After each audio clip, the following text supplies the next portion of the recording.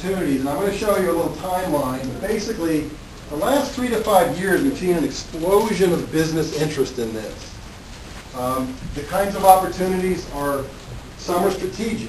So strategic opportunities are pretty much entrepreneurial, where you want to start a whole new company.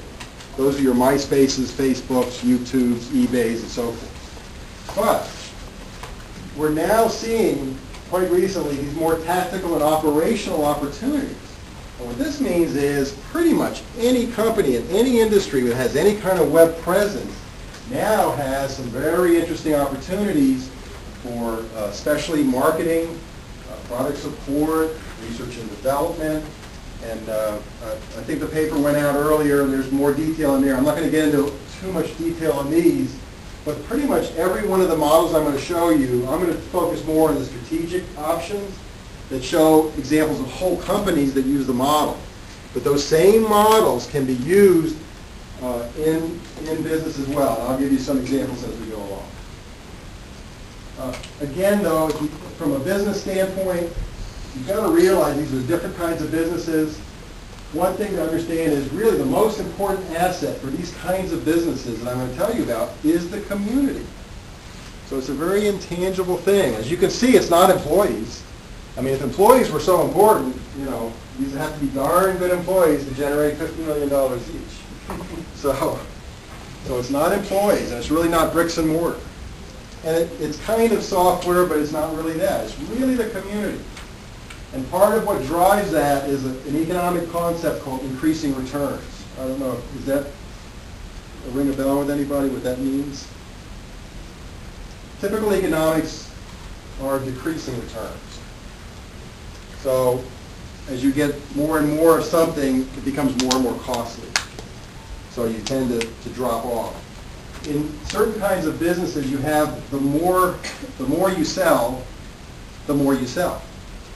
So the bigger your community gets, generally speaking, it will get even bigger. So it kind of feeds on itself. So in economic terms, it means that things increase rather than saturating a market. So, I mean, at some point you get saturation, but you do have this notion of increasing returns, and it's not unique to virtual community businesses.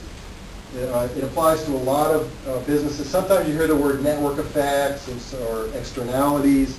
Microsoft, for example, is a good case where, you know, once everybody starts using Windows, it's pretty hard to break into that. So you can see the more people that use Windows, the more people that use Windows because everybody else was using it, and so you've got that kind of an interplay. So, David, is there a notion of some sort of critical mass? If you don't reach this, you're going to fall back down? Yeah, absolutely, right. Yeah, sort of a threshold. It is. You have to, once you make your first million, the second million is much easier. Yeah. Like we've studied thousands of open source projects, and only about 5% actually get off the ground.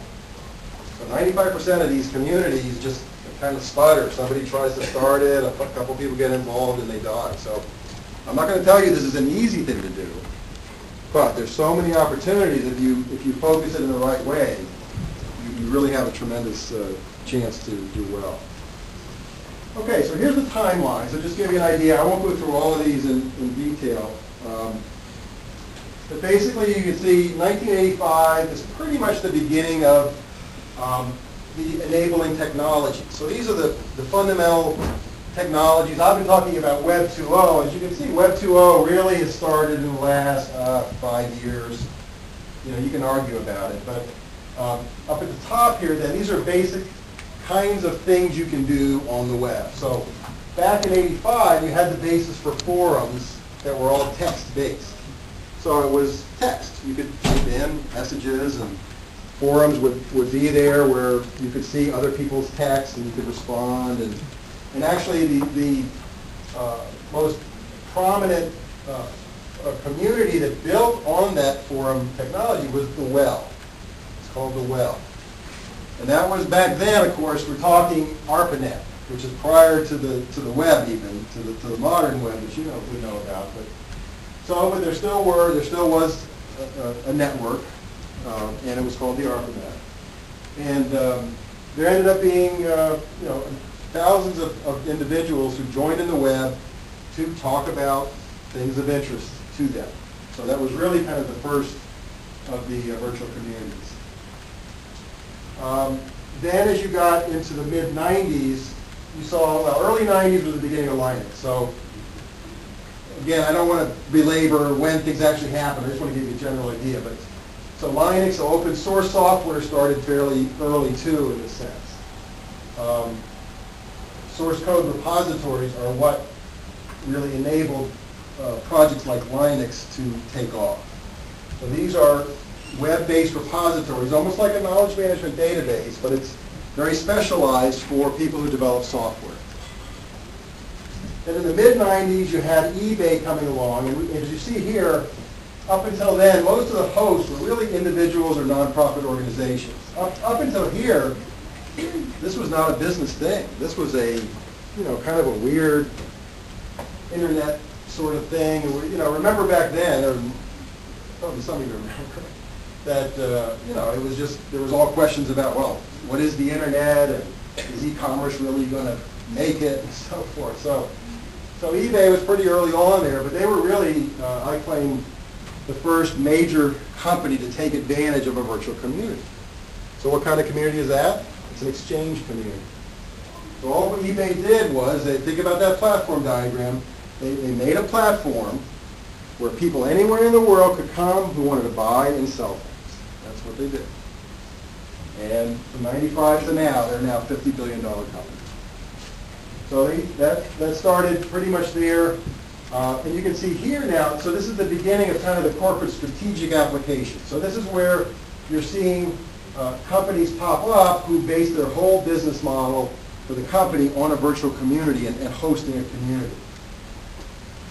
Then you got into, now wikis come online, weblogs, so forth. Of course, 3D avatar environments, a fairly recent happening, which you're all familiar with that, which made Second Life possible. Of course, also you did have EverQuest starting back here. So, some of this does happen back here. I'm not going to pledge to you the exact order of things, but the bottom line is the last 5 years or so has been, you can see just a tremendous amount of activity. And what's also important here is that in the last 3 to 5 years, we're beginning to see not just these few eBays and MySpaces and YouTubes getting involved. You're seeing corporations in all industries get involved. For example, user forums are going to be very common, where you have a product, you have a user forum for your product, so customers that use your product can talk to each other and help each other and so forth. I don't know, has anybody participated in that kind of a forum? Are you familiar with what I'm talking about?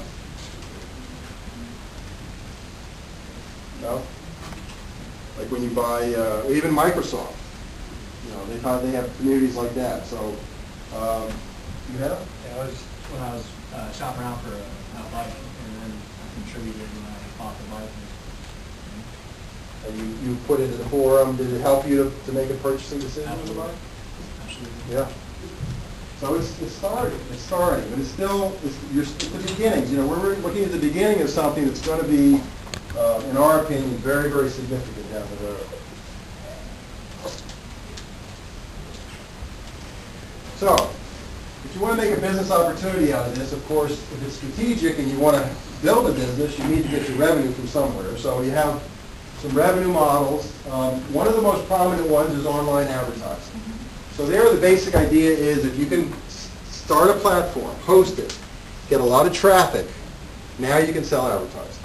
So that's, even though Google is not really a virtual community host, 95% of Google's revenue is still from online advertising. Even though they have all these interesting other things, all their really strategy is just to get traffic to their site, and they sell the ads. And why do they sell the ads? It becomes more valuable because the more volume, and also to some extent the demographics, that tells you how much money the advertisers are willing to pay to be able to advertise on your site. What does a lot of traffic mean? Like, what is a